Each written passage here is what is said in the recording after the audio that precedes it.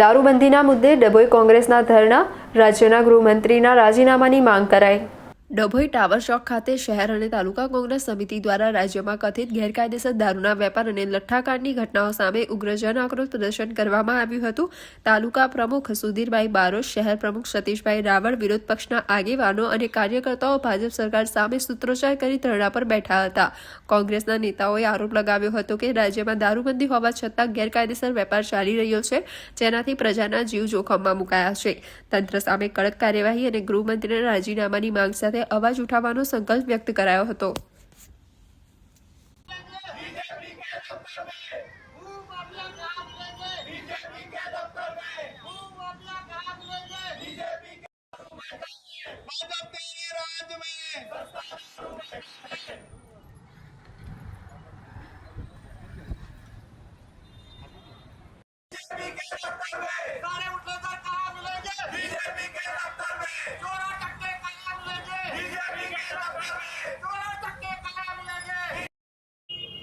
ના ના ration card નહીં તો એમની ઓફિસ 13/6/9 ચાલવા દો ને શું હતો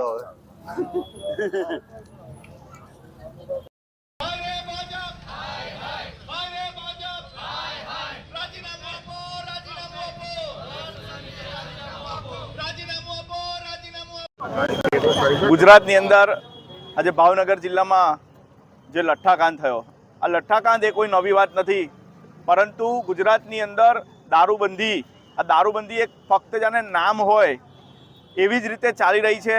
દારૂબંધીના નામે ગુજરાતની અંદર લાખો ટન દારૂ ઠલવાઈ રહ્યો છે અને આજે યુવાનો બરબાદ થઈ રહ્યા છે, પરંતુ ગુજરાતની આ ભાજપ સરકાર દ્વારા ખોટા અને ખોખલા વાયદાઓ કરીને યુવાનોને બરબાદ કરવામાં આવી રહ્યા છે। એના ઉપર કોઈ નક્કર પગલાં લેવામાં આવી રહ્યા નથી અને આ લઠ્ઠાકાંડ એ કોઈ નવી ઘટના નથી। આવા સેંકડો વખત આવી ઘટનાઓ બની રહી છે, પરંતુ આ સરકાર એ ઊંઘતી સરકાર છે।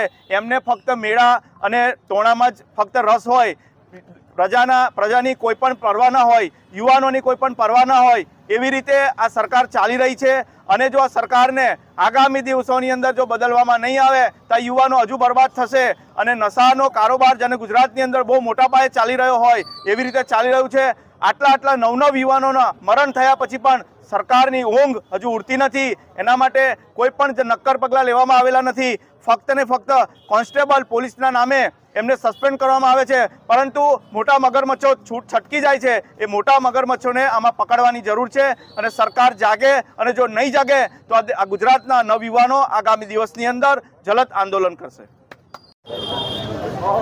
ગુજરાતમાં ભાજપની ડબલ એન્જિનની સરકારની વાતો કરતા આપણા મુખ્યમંત્રીના રાજમાં જે આપણા રીલો બનાવવામાં વ્યસ્ત હોય એવા ગૃહમંત્રી કોઈ ચમરબંધીને છોડવામાં નહીં આવે એવી ફાંકા ફોજદારી કરતા હોય, ત્યારે ભાવનગર જિલ્લામાં ભાજપના નેતાઓના આશીર્વાદના લીધે બુટલેગરો બેફામ બન્યા છે, જેના કારણે નવ ગુજરાતીઓએ એમના જીવ ગુમાવ્યા છે, એમનું અકાળે મૃત્યુ થયું છે।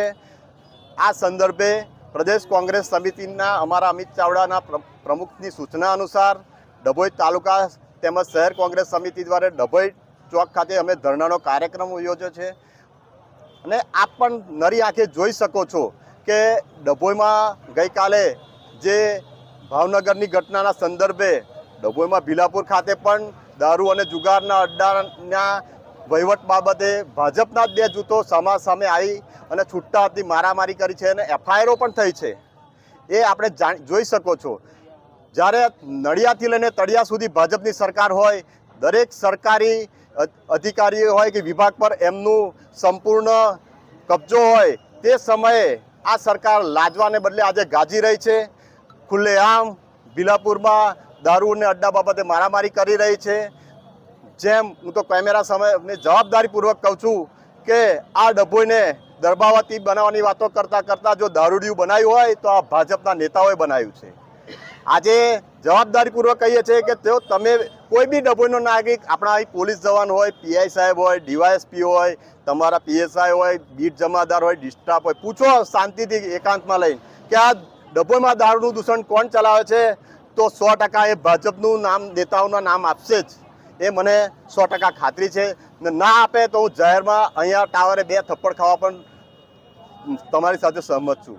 કહેવાનો મતલબ નડિયાદથી તળિયા સુધી ભાજપની સરકાર હોય, આ સરકાર લાજવાને બદલે ગાજી રહી છે અને સમાજમાં દારૂનું દૂષણ ઓછું કરવાને બદલે જાતે જ ભાગીદારી કરી અને એમના ધંધા ચલાવી રહ્યા છે. ત્યારે લોકોએ સમજવાની જરૂર છે અને આ બાબતની ગંભીર નોંધ ગૃહમંત્રીએ લેવી જોઈએ અને એમના રાજમાં જે આ દૂષણો ચાલી રહ્યા છે, આજે કેટલાય લોકોએ પોતાના જીવ ગુમાવ્યા છે, તો એમને નૈતિક પ્રમાણે રાજીનામું આપવાની માગણી સાથે અમે અહીંયા ધરણા પર બેઠા છે.